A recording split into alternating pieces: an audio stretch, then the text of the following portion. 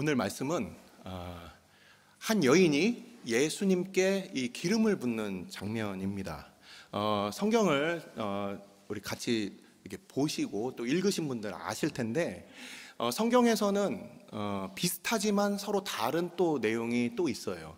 누가복음 7장을 보시면 거기에 갈릴리 지역에서 한 죄인인 여자가, 그 동네에서 죄인이었던 여자가 바리새인 시몬 집에서 예수님께서 앉아 계실 때 그녀가 나타나서 예수님의 발에 기름을 붓는 장면이 있습니다. 그래서 누가복음 7장에 나와 있는 그 기름을 붓는 장면과, 그리고 오늘 읽은 이 본문은 마가복음 14장 말씀과, 그리고 마태복음 26장, 그리고 누가복음 12장이 별개의 본문입니다. 그래서 오늘 우리가 읽는 이 마가복음 이 14장 말씀을 우리가 같이 살펴볼 텐데, 여러분들 가지고 계신 성경에 요한복음 12장을 이렇게 펼치셔서 손가락으로 이렇게 넣으시고 오늘 본문과 이렇게 왔다 갔다 하시면서 보시면 제가 설명을 할 때 좀 더 이해가 잘 되실 겁니다. 그래서 요한복음 12장이 같은 평행 본문이고, 그리고 마태복음 26장까지 해서 제가 전체적으로 이 지역이 갈릴리의 그 바리새인 시몬 집이 아니라 베다니 나병 환자 시몬이에요. 이름도 똑같으니까 헷갈릴 수가 있어요. 베다니의 나병 환자 시몬 집에서 있었던 이 사건에 대해서 말씀을 드리도록 하겠습니다. 자, 베다니는 어디냐면 예루살렘이 있으면 예루살렘으로부터 이 동쪽으로, 여러분들 보시는 이 예루살렘이 이렇게 성이 있습니다. 그러면은 동쪽으로 약 3km 정도 떨어진 곳이 바로 베다니입니다. 이 베다니는 어느 곳이냐면 이 마르다와 마리아, 그리고 죽었다 부활한 이 나사로, 이렇게 형제 자매가 이렇게 같이 살고 있는, 이 남매들이 살고 있는 바로 그 지역이죠.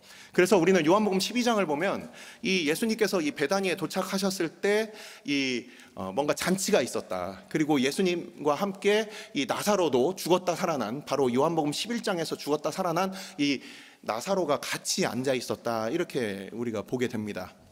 아마 그 잔치가 벌어졌던 집은 문둥병자였던 시몬 집이었을 겁니다.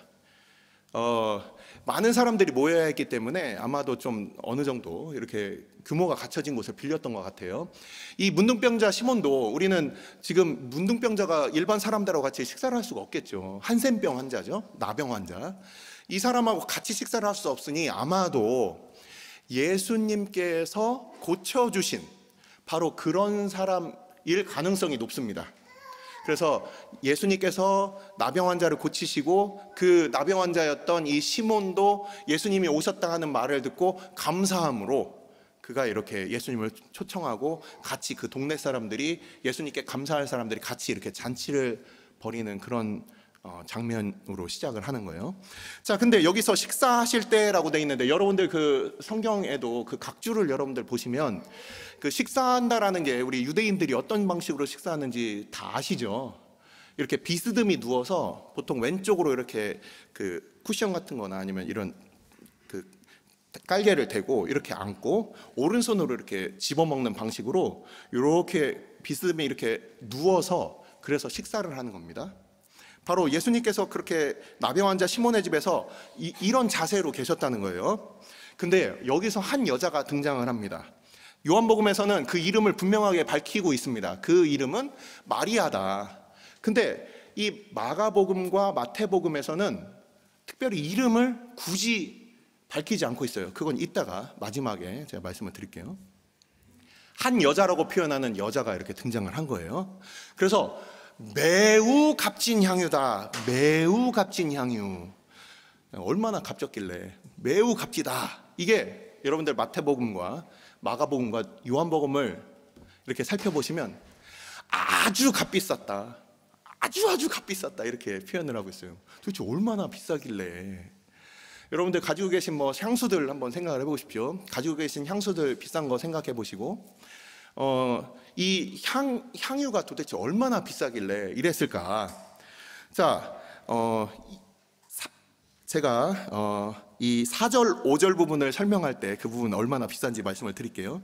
자, 그리고 가지고 와서 나드 한 옥합을 가지고 왔는데, 요한복음을 보시니까 한 근을 가지고 왔다. 이게 리트라라고 합니다.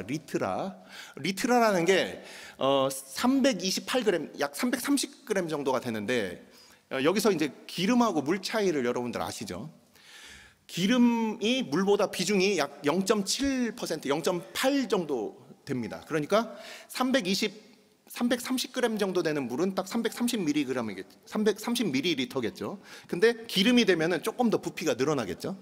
그래서 아마도 이 기름은 방향성, 휘발성이 있는 기름이기 때문에 일반 기름보다 그 비중이 조금 더 커서, 그래서 아마도 한 500ml 정도, 여러분들 생수 그 정도의 그 부피를 가지고 있었을 겁니다.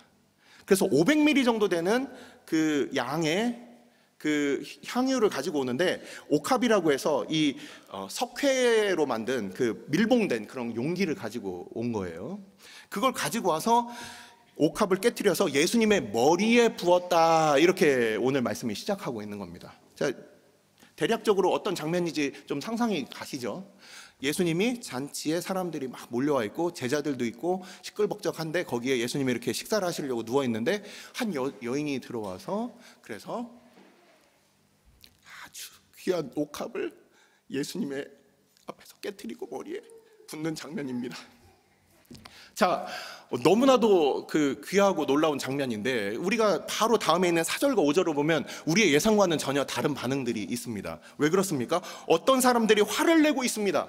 우리가 앞에서, 여러분들 뭐 앞에서 특송을 한다든지, 하나님 앞에 우리가 뭐 찬물을 한다든지, 뭐 앞에서 이렇게 뭐 악기를 연주한다든지 그러면은 사람들이 아유, 우리 같이 하나님 찬양해서 너무 좋습니다 하고서 박수를 쳐주고, 그리고 아멘 하고 이렇게 같이 해야 되는데, 이 여인이 예수님께 그 향유를 드리니까 어떤 사람들은 화를 내고 있어요.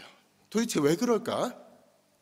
어떤 사람들이 화를 냈다고 되어 있는데, 그 마태복음 26장의 평행 본문을 보니까 제자들이라고 되어 있습니다. 예수님의 제자들이 예수님께 뭔가 향유가 부어지는 것을 보고 화를 내고 있다는 거예요. 거기서는 이제 분개했다. 막 그냥 아유 왜 저래? 왜 저래? 이런 게 아니라 막 화를 냈다는 거예요. 도대체 왜 그랬을까?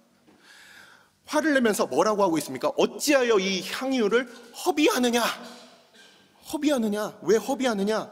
이 향유를 300데나리온 이상에 팔아 가난한 자들에게 줄 수 있었겠도다 하며 그 여자를 책망하고 있습니다. 그 여자를 막 꾸짖고 있는 거예요. 너 왜 예수님한테 이렇게 자, 이 장면이 바로 우리가 요한복음 12장을 한번 제가 읽어 드릴게요. 자, 이 사건에 대해서 지금 마가복음에는 이렇게 표현이 되어 있는데 좀 구체적인 인물이 등장하죠. 요한복음 12장 4절부터 6절까지 말씀입니다. 요한복음 12장 4절부터 6절까지 말씀. 제자 중 하나로서 예수를 잡아줄 가룟 유다가 말하되 이 향유를 어찌하여 300데나리온에 팔아 가난한 자들에게 주지 아니하였느냐 하니, 이렇게 말함은 가난한 자들을 생각함이 아니요 그는 도둑이라 돈꾀를 맞고 거기 넣는 것을 훔쳐 가밀어라. 이 가룟 유다가 이 냄새를 딱 맡으니까 뭔가 범상치 않은데? 원래 그 VIP들이 집에 놀러 오면은, 귀한 손님들이 놀러 오면 그 손님에게 이렇게 기름을 부어주고, 그리고 손을 씻을 물을 주고 발을 씻을 물을 주는 게, 그래서 종들을 시켜서 발 씻을 물을 주고 그리고 발을 씻어주는 게 이게 극진한 대접이었습니다, 당시에. 그래서 향유를 주는 것 자체는 큰 문제가 아니에요. 근데 이 가룟 유다는 뭔가 냄새를 맡은 거죠. 이거 고급인데? 고급이야. 뭔가 아마도 이 가룟 유다가 가난한 사람들을 이렇게 도와주는 그 앞으로의 그 위선은 떨었을지 모르지만, 그의 삶에 있어서는 아마도 이런 사치품, 뭔가 향락 이런 쪽으로 좀 관심이 많았을 거예요. 우리 여기 계신 분들도, 우리 여성분들은 남성분들이 막 차 웅 하고 지나가면 저거 무슨 차야? 그러면 저게 무슨 차가 지나갔지? 이렇게 생각하고, 여성들이 연예인들이 입은 옷 그러면은 저거 그냥, 남자들은 저거 그냥 옷 아니야? 그러는데 여성들은 저 얼마짜리야? 금방 다 알죠? 전자기기 관심 있는 분들은 그거 뭐 아이폰 뭐 14냐 15냐 16냐 딱 보고 바로 알고, 이런 것들이 있어요. 이 가룟 유다가 냄새를 딱 맡으니까 뭔가 수상해. 야, 이거 비싼 거다. 엄청 비싼 거야 이거. 그렇게 알아차린 거죠. 자, 이 기름에도 그러면은 뭔가 등급이 있느냐? 등급이 있습니다. 어떤 식이냐면은 보통 향유를 어떤 방식으로 만드냐면, 출애굽기 30장을 보면 관유, 제사에 쓰이는, 그리고 제사장들이 그 성물에 바르는 그 관유를 만드는 그 방식을 성경에서 소상하게 그렇게 설명을 하고 있습니다.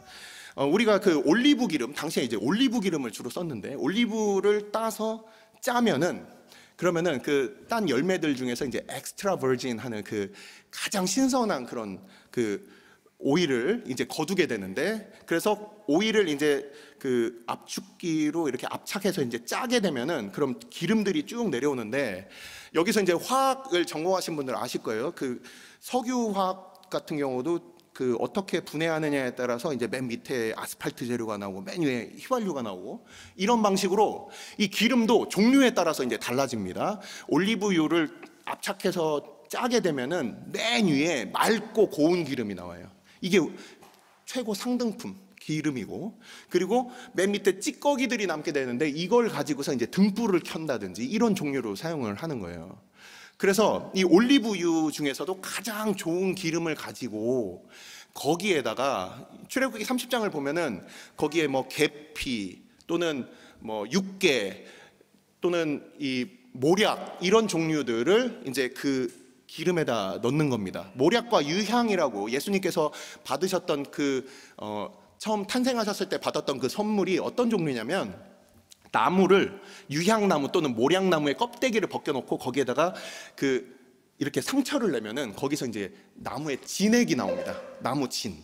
이 나무진이 나오게 되면 그거를 걷어다가 말린 게 아주 향기가 나는 그런 그 향품이었어요. 그래서 이 향품을 가지고 이 맑은 기름 한 흰에다가 거기다 넣어놓으면은, 그러면은 이 고운 향기가 이 기름에 머금게 되는 이런 방식으로 만드는 것이 바로 향유였습니다. 향기 나는 기름이 그런 방식으로 제조가 되는 거예요. 그런 여러 가지 향기 나는 향품들을 그 올리브유 좋은 것에다 넣고서 그걸 가지고서 이제 향유를 만듭니다. 자, 근데 아주 값비싼 이 기름, 이 향유는 이름이 뭐라고 돼 있죠? 오늘 성경 보니까 나드라고 돼 있죠. 나드 맞습니까? 이 나드는 나라다라는 그 이름에서 나온 말입니다. 일반적인 유대에서 쓰는 그런 관유 같은 그런 향유가 아니라, 이건 더 수입품, 더 비싼 거. 네, 수입품이에요, 수입품. 뭐 우리도 이제 향수하면 뭐 프랑스 향수 뭐 이런 거, 막 샤넬 넘버 5 막 이런 거 좋아하잖아요. 이 완전 수입품인데, 이 나라다라는 이름이 이게 산스크리트어입니다. 산스크리트어는 어디서 사용되는 언어죠? 네, 인도, 네팔 이쪽 히말라야 산자락에서 되는 거예요. 그래서 제가 이거를 검색을 해보니까 이 나라다라고 하는 이 나드가 오늘날에도 스파이크 나드라고 굉장히 유명한 향수를 만드는 그런 재료입니다. 지금 찾지 마세요.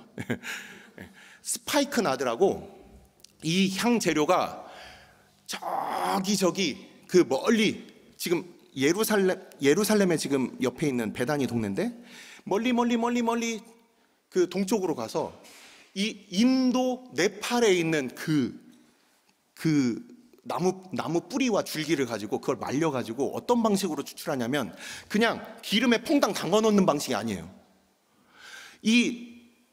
여기서 이제 향수 전문가들은 이제 아마 제가 말씀하신 말을 잘 알 거고, 이 남성들은 이게 뭐야 이렇게 생각할 수 있는데, 실제 이 뿌리하고 줄기를 말려 가지고 그거를 증류합니다. 증기를 막 쐬면은 그 증기에 의해서 그 속에 있는 그 추출물들, 성물들이 나오기 시작하면서 플라스크를 거쳐가지고 식히면은 거기에 휘발 성분이 있는 것이 이제 위로 뜨고 물들은 밑으로 뜨면서, 그러면서 그 이만큼을 증류를 하면은 한두 방울 이렇게 나오는 그런 그게 바로 이 나드라는 거예요. 이 나도풀이라고 하는 이 향기로운 것은 너무나도 귀해가지고 우리가 아가서 1장과 4장을 보면 이 솔로몬도 이 왕의 침상에 사용되는 그 나도풀이라고 이렇게 얘기를 하는 게 나와요. 그래서 너무나도 귀하고 그냥 일반 사람들이 범접할 수 없는 그런 너무나도 비싼 그런 기름이었습니다. 그러니 이 기름의 값이 얼마였느냐? 300데나리온이라고 이렇게 표현을 하고 있는데 이 오늘 읽은 우리 이 본문을 봤을 땐 300데나리온 이상의 파라라고 이렇게 돼 있어요. 이거 이 가룟유다가 딱 냄새를 맡아보니까 이거 300데나리온 이상이다. 300데나리온은 여러분들 잘 아시다시피 하루에 노동자의 품삯이 1데나리온이기 때문에 오늘날로 제가 이제 한번 계산을 해봤어요. 우리 또 뉴질랜드 기준으로 또 계산을 해봤어요. 뉴질랜드 계산으로 계산해봤더니 얼마냐? 뉴질랜드 사람들의 1년 그 최저임금 기준으로 했을 때 대략 42,000불, 5만 불. 놀라신 겁니까? 아니면 감흥이 없으니까? 그러니까 오늘날로 하자면 제가 한국으로 따졌을 때는 뭐 이게 뭐 1,000만 원, 뭐 2,500만 원, 뭐 그 정도 되는 거죠. 그 뉴질랜드 달러를 지금 우리 한국 돈으로 환산을 하면 대략 한 4천만 원 정도 되더라고요. 향수 하나가 지금 이게 아직 계산이 안 되셔서 그러니까 어떤 건지 제가 이제 어떤 상황인지를 제가 비유하기 위해서 저도 이제 생각을 했는데, 여러분들 이제 집에서 뭐 사랑하는 아내 그리고 우리 어머니 집에서 이제 열심히 이제 가사 일을 하시고 또 뭐 가사 노동에 이제 아침부터 저녁까지 이제 일을 하시잖아요. 자, 뭐 따로 밖에서도 일을 하고 집에서도 자녀들을 이렇게 돌보니까 어느 날 그 부인이 여보, 나 오늘 백 샀어. 백 샀어? 그러면 어떻게 합니까? 우리 남자들? 잘했어. 여보 최고야. 잘했어. 그동안 너무 수고했어. 지금 사라는 얘기 아니에요? 네. 백을 샀어. 그러면 너무 잘했다. 너무 잘 샀다. 그래. 얼마야? 우리 여러분들 그 백 얼마나 비싼지 남자들은 잘 몰라요. 남자들 뭐 시계 뭐 고가품들 얼마나 비싼지 여성들 잘 모르는 것처럼 서로 이제 자기의 영역이 있는데, 제가 조사를 해보니까 여러분들 그냥 우리 남성들 기본적으로 알고 있는 게 똥, 찌 이렇게 끝나는 그런 가방들, 그 명품백이라고 비싸다고 생각을 하잖아요. 근데 여성들은 앞에서 제가 그런 얘기하면은 쓱 이렇게 웃습니다. 별로 비싼 거 아니거든요. 샤넬, 헤르미스 이런 상표들 백 하나에 얼마인 줄 아세요? 남성들 놀라지 마세요. 남성들 무려 25만 불. 안 놀라네. 싼 게 죄송합니다. 1,000만 원이 넘어요. 1,000만 원이 넘어. 15만 불, 1,000만 원이 넘습니다. 15만 불. 우리 뉴질랜드 달러 기준으로 했을 때 1,000만 원이 넘는데 그게 싼 게. 제가 더 조사를 해보니까 악어 가죽으로 만든 거 보니까 5천만 원, 한국 돈으로. 그런 백이 있는 거예요. 여보, 얼마 주고 샀어? 이거 5천만 원짜리야. 이 여자가 미쳤나? 지금 이런 상황인 거예요. 이런 상황. 그러니까 이 가룟유다가 이 냄새를 딱 맡고서 이거 너무 비싸다, 이거 뭔가 비싼 거다, 딱 보니까 이거 엄청 최고가품이야. 일반적인 그냥 향유가 아니야. 이거 수입품이야. 엄청 비싸. 그래가지고 이 제자들한테 얘기를 한 겁니다. 이거 되게 비싼 거야 이거. 저 여자가 지금 무슨 의도로 했을까? 마태복음 26장을 보니까 무슨 의도로 네가 그걸 했냐? 이렇게 핀잔하는 장면이 나옵니다. 도대체 이 여자가 도대체 무슨 의도로 이 일을 했을까? 하면서 이 주변의 사람들, 이 제자들, 이 가룟유다가 알려준 그 정보를 들은 사람들이 야, 저 여자 미쳤나 보네, 저거 지금 뭐 하는 거야? 막 이러고 있는 거예요. 자, 그렇다면 가룟유다는 왜 이렇게 예수님에 대해서 이렇게 그 마음이 활짝 열리지 않고, 아이고 예수님한테 들어가는 거는 저희 소세지도 아까워, 고기 그런 거죠. 이 가룟유다는 예수님을 쫓아다니면서 그는 굉장히 그 제자들 사이에서도 굉장히 신뢰받는 사람이라는 걸 우리는 잘 알고 있습니다. 왜냐하면 예수님께서 이 유월절 만찬을 하실 때 이 제자들이 함께 앉아 있는 그 테이블에서 예수님 바로 옆에 예수님이 이렇게 누워 계시니까 그 품에 의지할 수 있는 사람은 바로 사도 요한이었겠죠. 사도 요한이 그 품에 기대어서 예수님께 누가 예수님을 팔자냐 이렇게 물어봤기 때문에 아마 예수님의 오른쪽에는 아마 그 사도 요한이 앉아 있을 겁니다. 그리고 함께 빵 그릇에 손을 넣을 수 있는 사람이니까 아마도 예수님과 같은 테이블에 이 가룟 유다가 앉아 있었을 거예요. 그것을 다른 제자들이 크게 뭐라고 하지 않습니다. 왜냐하면은 돈을 맡긴다는 것은 굉장히 신뢰할 수 있는 사람인 거예요. 그래서 이 가룟 유다는 옆에서 예수님 옆에서 굉장히 방금도 옳은 소리 같은 거 하잖아요. 유대인들은 명절 때마다 가난한 사람들에게 그 자비와 그 자선을 베풀면서 그 사람들도, 그 가난한 사람들도 우리가 즐거워할 때, 예를 들어서 우리가 크리스마스 때, 부활절에 우리가 하나님 앞에 감사할 때 어려운 이웃들한테 도와주면서 그들도 우리의 기쁨에 함께 참여할 수 있도록 도와주는, 이게 모세 율법부터 그냥 계속 있었던 거예요. 그러니까 그렇지, 우리 가룟 유다가 옳은 소리 하네. 지금 우리가 유월절 맞이해서 이 가난한 사람들 돌아봐야지, 뭐 이런 옳은 소리 한다고 사람들이 아마 생각했을 거예요. 그리고 이 가룟 유다가 그렇게 예수님과 한 자리에 있었기 때문에 그가 나가더라도 그래, 뭔가 가난한 사람들에게 뭔가 그 적선하러 가나 보다, 이렇게 제자들이 전혀 오해하지 않은 거예요. 예수님께서 나와 함께 빵그릇에 손을 넣는 자가 나를 팔 것이다 말씀을 해도 설마 가룟 유다가 이렇게 생각했을 거예요.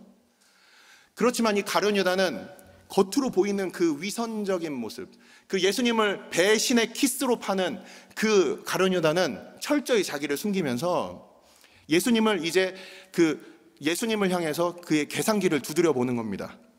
도대체 예수님을 따라다니면 내가 얻을 유익이 무엇이며, 그렇지 않으면 내가 이 사람을 언제 손절할 것인가를 그가 아마 이렇게 다 따지고 있었을 거예요. 컴퓨터 머리로 막 탁탁 이렇게. 자, 그러면서 이 가룟 유다가 예수님 앞에 아마 실망을 한 것 같습니다. 예수님께서 분명히 왕이 되시고 메시아가 되셔가지고 이 유다 민족을 이 로마로부터 구원하시고 그리고 뭔가 큰 자리에 오르셔야 되는데, 근데 마가복음 8장, 9장, 10장을 보시면 예수님께서 베드로의 고백 이후에 죽으시고 부활하실 것에 대해서 3번이나 8장, 9장, 10장에서 말씀을 하고 계십니다. 그러니까 도대체 이분이 권력을 지신다는 건지 만다는 건지, 자기는 죽겠다고 하고, 도대체 이분을 내가 믿고 신뢰하고 끝까지 갈 수 있을까? 안 되겠다. 그 마음 가운데, 예수님을 불신하는 그 마음 가운데 이제 사단이 그 마음 가운데 이제 들어와서 예수님을 팔 마음을 이제 갖게 된 거죠. 그렇기 때문에 예수님을 이미 팔기로, 우리가 마가복음 우리 읽은 오늘 14장의 말씀에 바로 후문맥을 보시면 가룟 유다가 이 대제사장을 찾아가서 예수님을 팔기로 그 모의하는 장면이 나옵니다. 맞습니까? 바로 오늘의 그 뒷부분이에요. 이미 마음 가운데 예수님을 팔기로 작정한 이 가룟 유다에게는 예수님한테 뭔가 좋은 게 가는 게 꼴보기 싫은 거예요. 예수님 앞에 무슨 영광, 예수님 앞에 무슨 뭐 좋은 향유, 이거 뭐하러 드려? 자, 그래서 이 예수님 앞에 이 가장 비싸고 좋은 향유를 드린 이 마리아 앞에서 이제 이렇게 혼을 내는 거죠. 자, 그렇다면 마리아는 왜 이 예수님 앞에 이 너무나도 값비싼 향유를 드렸을까? 자, 아까 말씀드린 대로 요한복음 11장을 보면 거기에 바로 이 죽은 나사로를 살리시는 장면이 나옵니다. 죽은 나사로를 살리시는 그 장면을 우리 보면은 마르다와 마리아가 얼마나 큰 슬픔 가운데 있었는지 보게 됩니다. 살아남은 자의 슬픔이죠. 떠난 사람들은 몰라요. 남아있는 사람들이 얼마나 슬픈지. 그리고 이 중에서도 나 아픈 건 괜찮아도 내 자식 새끼 아픈 거는 내가 못 본다. 아마 부모된 심정으로서 그런 생각들 아마 다 가져보셨을 거예요. 내 스스로가 아픈 것보다 내가 사랑하는 사람들이 아픈 것들이 더 힘들어요. 그러니까 십자가에 달려 우리 주님께서 죽으실 때 그 하나님 아버지의 그 마음은 그 이삭을 하나님께 드릴 때 차라리 내가 죽겠습니다 하는 게 아마 이 아브라함에겐 더 쉬웠을 겁니다. 그 안타까운 마음으로 사랑하는 오라비가 죽었는데 예수님이 찾아주셔서 그 오라비를 살리셨어요. 내가 어려움에 있을 때 나의 어려움을 도와주신 것보다 나의 사랑하는 사람을 살리신 그 예수님에 대한 그 감사한 그 마음이 너무 큰 거죠. 그러니 그 예수님의 그 은혜와 그 사랑이 큰 만큼 그에게 있어서는 가장 비싼 것을 그렇게 드리게 된 겁니다. 그래서 이러한 그 헌신을, 이러한 그 사랑을 우리 주님께 이렇게 표현을 했어요. 그랬더니 그 사람들이 이렇게 화를 내는 거죠. 뭐라고 표현했습니까? 어찌하여 이 향유를 허비하냐. 허비하는 게 맞습니다. 왜냐하면 향유는 갖다가 한번 쓰고 다시 쓸 수 있는 게 아니죠. 여러분들 혹시 집에서 뭐 참기름병을 깨보시든지 아니면 참기름 뭐 부어보든지 아니면은 여러분들이 뭐 향수 그런 가게에 가서 향수를 이렇게 냄새를 맡으려다가 엎질러서 뭔가 이렇게 갑자기 냄새가 팍 하고서 이제 퍼지는 이런 경험 해보셨습니까? 그 향기의 그 충격은 이 듣는 거, 뭐 보는 거보다 어떤 때는 더 강렬합니다. 이 요한복음 16장의 표현대로, 요한복음 12장의 표현대로라면은 그 방 안에 가득했다. 그 방에 가득했지만 그게 이제 휘발성의 그 아까 그 증류한 그 휘발성의 그 향수였기 때문에 이거는 사람들이 와 너무 좋다 하지만 금방 사라져 버리는 거예요. 그래서 야 이거 좋지만 이거 사라지는 거 이거 뭐하러 이렇게 했냐. 그래서 이 가룟 유다의 관점이라든지 그 가룟 유다에 동조한 제자들의 관점에서 봤을 때는 이거는 허비되는 거다. 사라지고 뭐 계속 남아있는 거 아니고 그냥 한번 그냥 쓰고 나서 없어지는 이런 거를 왜 굳이 이렇게까지 허비하느냐 이렇게 혼낸 거예요. 그러면서 여자를 책망하고 혼내는 장면으로 이 두 번째 장면이 이제 끝납니다. 그리고 이제 마지막 부분이 6절부터 9절까지가 이제 예수님의 반응입니다. 예수님의 반응을 보겠습니다. 가만두라 너희가 어찌하여 그를 괴롭게 하느냐 그가 내게 좋은 일을 하였느니라. 자 여기서 좋은 일이라고 하는 것은 적당한 일이다. 나에게 적당한 일을 한 것이다. 자 이게 무슨 소리냐면 방금 말씀드린 바와 같이 예수님께서 이제 내가 죽고 부활할 것이다라는 말씀을 제자들에게 3번이나 전했는데 제자들은 거기에 대해서 반응하지 않아요. 제자들은 어떻게 하고 있었냐면 심지어 겟세마네 동산에 가면서까지도 야 누가 큰데? 내가 더 커. 네가 더 커. 네가 더 커. 내가 더 커. 나는 예수님 이모 아들들이야. 이러면서 세배대 아들들 뭐 그런 사람들은 막 그 엄마 찬스까지 쓰면서 우리가 더 큰데? 뭐 이러면서 싸우고 있는 거예요. 예수님은 죽으러 이제 죽기 직전에 이제 잡히시기 전에 겟세마네로 가고 계신데 이 제자들은 끝까지 막 네가 높아 내가 높아 하면서 도토리 키재기를 하고 있는 겁니다. 예수님의 죽으심에 대해서는 관심이 없어요. 어떻게 하면 내가 그냥 그 주의 우편에 주의 좌편에 앉을까만 생각을 하고 있는 거죠. 근데 이 여인은 죽은 사람들이 보통 사람이 죽고 나면은 그 시체가 더디 썩거나 그 썩는 냄새를 이제 그 중화하기 위해서 좋은 향유를 바릅니다. 그런데 이 향유를 그가 이제 준비한 거예요. 그래서 내가 앞으로 죽게 될 것에 대해서 그가 내 장례를 준비하였다. 8절에 그는 힘을 다하여 내 몸에 향유를 부어 내 장례를 미리 준비하였느니라 이렇게 말씀을 하시는 거예요. 뿐만 아니라 이 사건은 우리가 예수님께서 처음 세례를 받으실 때 하늘로부터 성령이 내려와서 그래서 예수님이 이 성령으로 그 머리에 이제 임하시는 그 위에 임하시는 장면을 우리가 알고 있지만 문자적으로 그리스도 the anointed one 기름 부음을 받은 자 크리스토스라고 하는 이 기름 부음을 받는 이 문자 그대로의 일이 성취된 것이 바로 이 여인이 예수님의 머리에 부은 사건입니다. 예수님의 생애에 이제 십자가를 지기 전에 그리스도로서 기름 부음을 문자적으로 받은 사건이 바로 이 사건이에요. 그래서 단지 그냥 이 가난한 자들에게 그렇게 주겠다고 하는 이 가룟 유다의 그 위선의 말을 들으시면서도 그들은 너희와 항상 함께 있지만 나는 너희와 항상 함께 있지 않다. 나는 이제 죽으러 간다. 나의 장례를 준비한 것이 바로 이 여인이다. 이렇게 평가를 내리시고 있습니다. 그러면서 구절을 보니까 내가 진실로 너희에게 이르노니 진실로라는 것은 헬라어로 아멘입니다. 예수님께서 뭔가 강조하실 때 쓰는 말이에요. 내가 진실로 너희에게 이르노니 온 천하에 어디서든지 복음이 전파되는 곳에는 이 여자가 행한 일도 말하며 그를 기억하리라. 예수님 앞에 이렇게 기름 부은 것이 복음이 전파되는 곳마다 이 여자가 이렇게 했다, 이거를 말하면서 그를 기억하라. 뭔가 굉장한 칭찬이 아닙니까? 굉장한 영예, 명예가 아닙니까? 도대체 왜 이런 말을 하셨을까요? 나한테 비싼 거 줬으니까 최고, 이런 뜻입니까? 네? 우리는 오늘 말씀을 이제 마치면서 이 말씀에는 이 향유, 이 값비싼, 지극히 비싼 이 나들을 드렸다는 것은 이게 마치 허비된 것처럼 보이는 이 믿음 없고 불신자들 가운데서는 이게 얼마나 허비됐을까. 하지만 아들을 깨뜨리신 하나님 아버지, 자기 몸을 깨뜨리신 우리 주님, 우리 주님께서 십자가에 달려서 죽으실 때 얼마나 귀한 것이 허비되었는지, 늘 배반하고 그 복음을 듣고 그 말씀을 들어도 주님 앞에 나오지 못하고 주님을 끝까지 거부하고 믿지 않을 그런 이유들을 찾고 있는 그 수많은 죄인들을 향하여 주님께서 십자가에 달려 죽으신 것이 우리가 보았을 때 그것이 허비되었을까?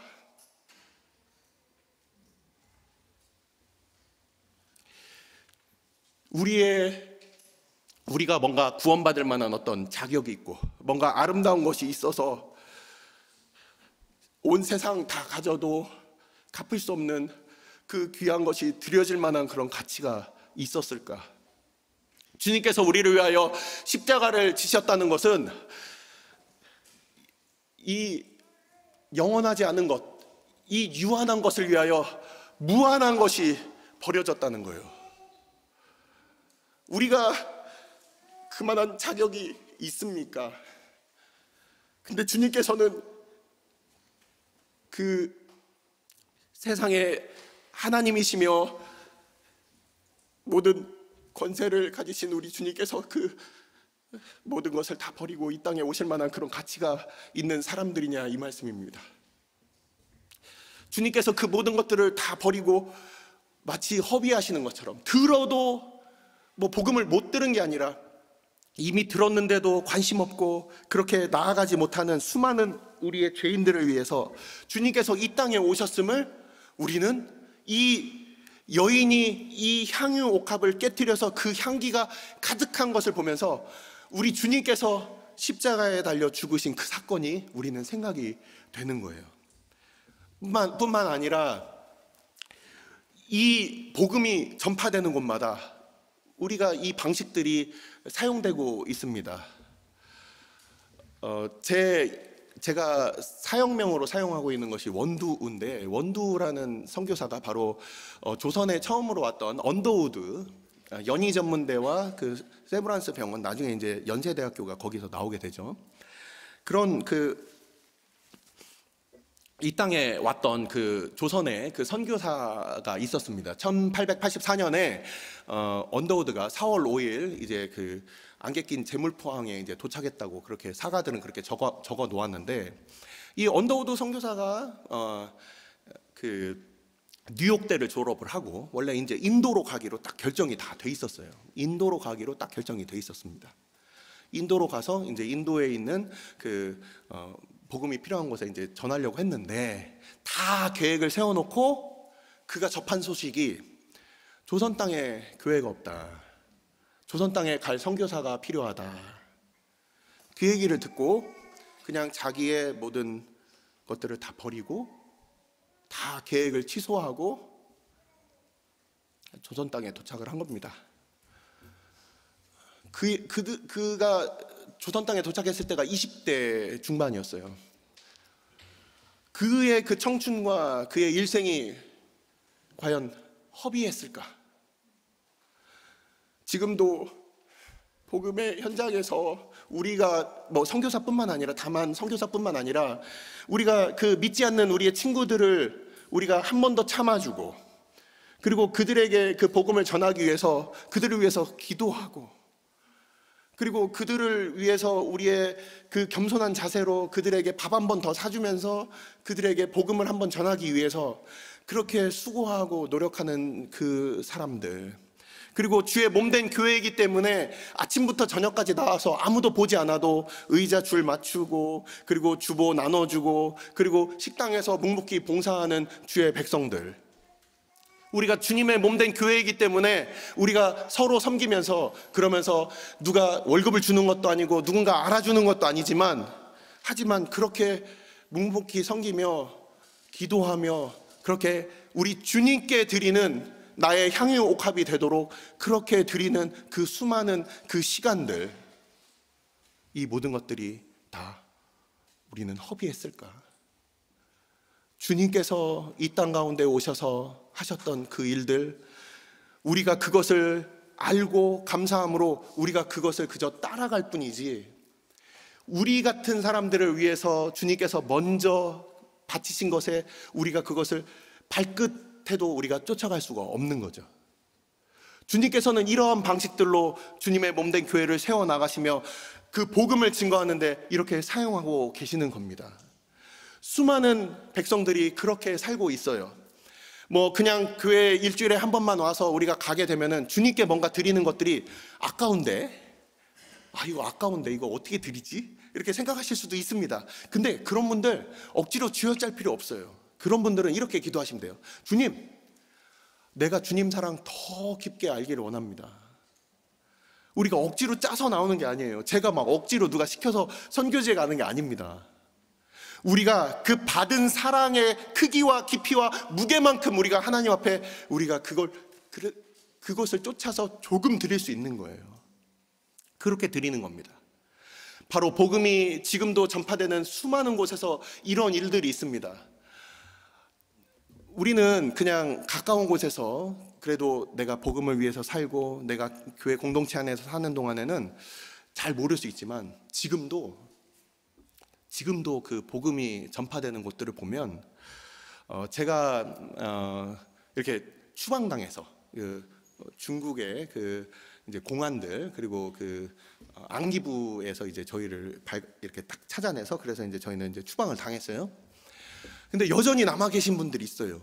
네, 여전히 남아 계신 분들. 제가 2년 반 전에 태국에 가서 그 티베트 사람들을 위한 선교사들 컨퍼런스를 이제 참여를 해봤습니다.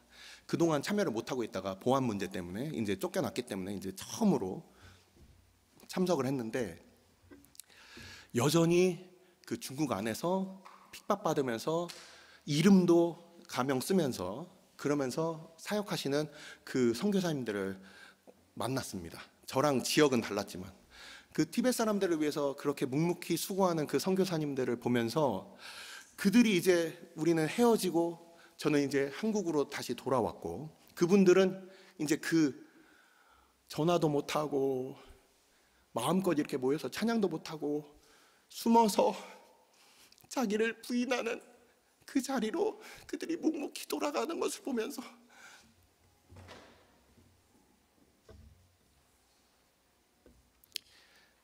저들의 청춘과 저들의 시간과 저들의 주님을 그냥 향한 그 사랑이 낭비되는 것이 아니라, 바로 복음이 전파되는 곳마다 바로 주님의 백성들이 그러한 삶으로 주님을 드러내고 있는 겁니다. 우리는 어떠한 삶을 살고 있습니까? 우리가 주님 앞에 섰을 때, 주님, 이 인스타 보세요. 제가 이렇게 좋은 데 갔어요. 이렇게 좋은 거 먹었어요. 주님께서 주신 복으로 내가 이렇게 잘 누리고 살았어요. 아니면 우리가 주님께서 내게 주신 그 사랑이 나에게 있어서 내가 감당할 수가 없어서 내가 주님 앞에 그렇게 주님의 그 저들 가운데 나에게 주신, 나에게 보게 하신, 나에게 만나게 하신 그들에게 주님의 복음이 전파되기 위하여 나도 주님과 같이 그렇게 낭비되는 것처럼, 허비되는 것 같은 그런 삶을 살았습니다. 우리는 그것을 알고 계신 그 주님 앞에 우리는 무엇을 주님 앞에 드릴 수가 있을까요?